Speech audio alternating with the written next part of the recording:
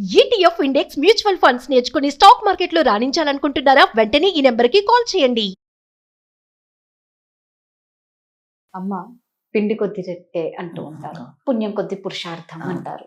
నిజంగా మనం ఏది చేస్తే దానికి తగ్గట్లు ఫలితం అనేది ఉంటుంది. కానీ చాలా మంది భావనలు ఏంటి, నేను ఎంత చేసినా నాకేమీ మంచి జరగటం లేదు అని బాధపడే వాళ్ళు ఎక్కువ మంది ఉన్నారు. నేను ఎంతో మంచి చేశా, ఎంతో మందికి హెల్ప్ చేశా, అడిగిన వెంటనే ఇచ్చేసాను, అయినా కూడా నాకెందుకు ఇలా అవుతుంది? అవును, అది బాగా ఉంది. అది జిడ్డులాగా నాటుకుపోయింది అందరికి. ప్రతి ఒక్కరికి స్టాంపు నేను మంచే చేస్తాను, నాకే ఎందుకు. మనము వచ్చేటప్పుడు ఎంత తీసుకొచ్చాము అంతే పొందుతాం.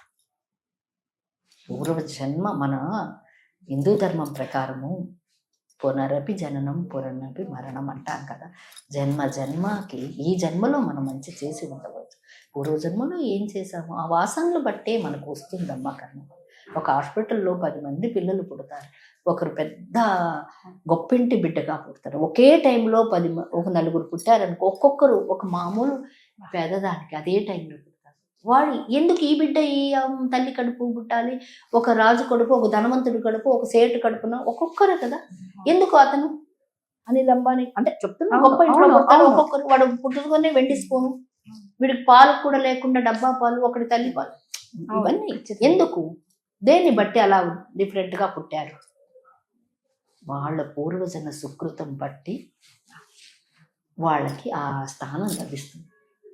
ఒకటే ప్రసూతి హాస్పిటల్లో వెళ్ళి చూడండి, ఒక్కొక్క బిడ్డకి ఒకరు రాగానే పట్టు వస్త్రాలు, వెండి కంచంలో వెండి, ఇంకొకరికి మామూలు, ఒకరికి పాలు తాగడానికి, ఒకరికి తల్లి లేకుండా పుడతారు, ఒకరికి కన్ను లేకుండా పుడతారు, కాళ్ళు, ఎన్నో రకాలు జననం. ఆ జననం రావడానికి కారణము మన పూర్వజన్మ సుకృతము.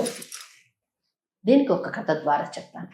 ఒక రాజు కుమారుని పిలిచి, ఒరే ముగ్గురు వెళ్ళి మీకు నా సంపద ఇస్తాను, కానీ నేను 3 ఒక పని చెప్తాను ముగ్గురికి, ఆ పని చేసుకురండి అంటాడు.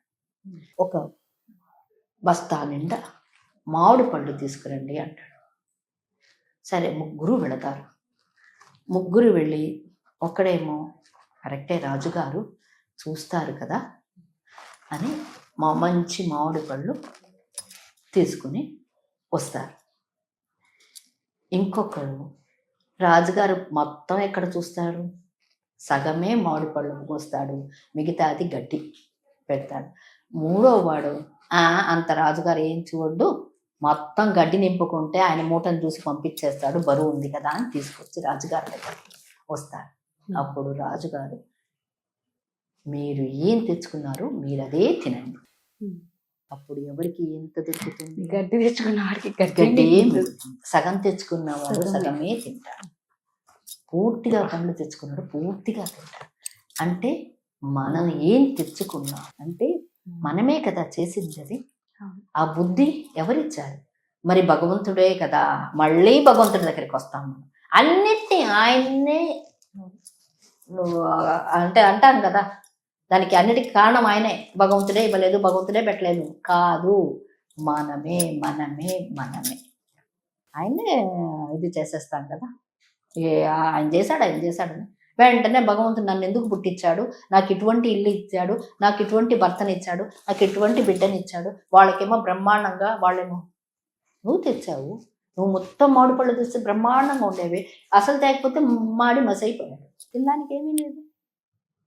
అలా నువ్వు పూర్వజన్మ, అందుకని సరే పూర్వజన్మ నాకు తెలియదు, ఇప్పుడు మొదలుపెట్టు మంచి కార్యక్రమాలు.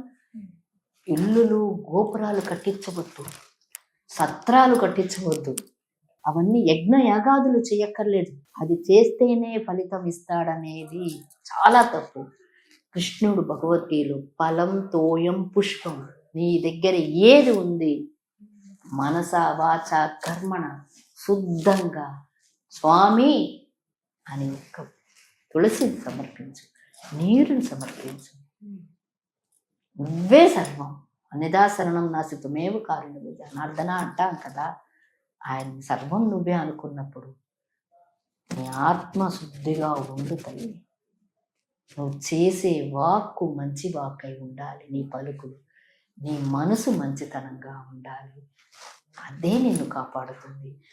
పోయిన ఈ జన్మలో మరి కష్టం నాకు ఉండాలా, నేను అనుభవించాలా, మరి అది పూర్వ జన్మది నాకు తెలుసు, తెలుసో తెలియకో చేశాను, నాకు ఎలా తెలుస్తుంది అంటే ఈ జన్మలో ఆ నొప్పిని భరించు, ఆ కష్టాన్ని క్లియర్ చేసేసి. అప్పు ఉందనుకో, వాడికి నెలకి ఇంత కడుతూ ఉంటే అప్పు తీరిపోతుందిగా, ఆస్తి మిగులుతుందిగా. అలా ఆ కర్మని తొలగించుకో, మంచి కార్యక్రమాలు చేస్తూ చేస్తూ చేస్తూ చేస్తూ పోతే తప్పకుండా సక్సెస్ మన చెంతే ఉంటుంది. ఇది మాత్రం సత్యం, మనలోనే ఉందమ్మా, ఎవ్వరో బయటికి వాళ్ళు కాదు. అది ఒక్కటే మనం చేయాల్సింది. మీరు అన్నట్టు ఎవరికి వాళ్ళు మేం మంచి మేం మంచి మేం మంచి అని అనుకుంటున్నారు, కానీ మనం చేస్తున్న తప్పులు మనం చేసామని ఆలోచించేంత శక్తి ఎవరికి లేదా?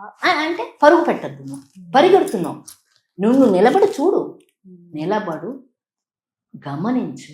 రోజులో ఆఫీసు సంపాదిస్తున్నాను, ఇల్లు కట్టేస్తున్నాను, ఉద్యోగం చేస్తున్నాను, చదివేస్తున్నాను, పరుగు పరుగు పరుగు పరుగులో పరిగెడుతున్నావు. నిన్ను నువ్వు గమనించుకో, ఆగు కాస్త.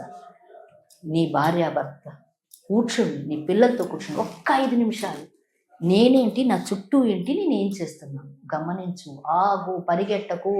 కెరియర్ కోసము కాలము చక్రం జయమని వెళ్ళిపోతుంది. 40 నుంచి 50, 50 నుంచి 60 వెనక్కి తిరిగి చూస్తే ఆ తర్వాత చింతించి ఏమి లేదు. నిజం. మళ్ళీ పునరపి జననం పొందారు.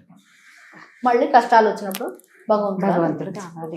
చాలా చక్కగా చెప్తారు. చేసుకున్నోడికి చేసుకున్నంత అని ఊరికే అనలేదమ్మా. నువ్వు ఎంత చేసుకుంటే నీకు అంత, నువ్వు ఎలా చేస్తే అలా, ఎలా వండితే అన్నం అలా ఉడుకుతుంది కదా. నువ్వు ఏది చేస్తే అన్ని మనమే మా కారణం. ఇంకొకరిని ఎప్పుడు పాయింట్అవుట్ చేయొద్దురా తల్లి. చాలా చక్కగా చెప్పారమ్మా. ధన్యవాదాలు.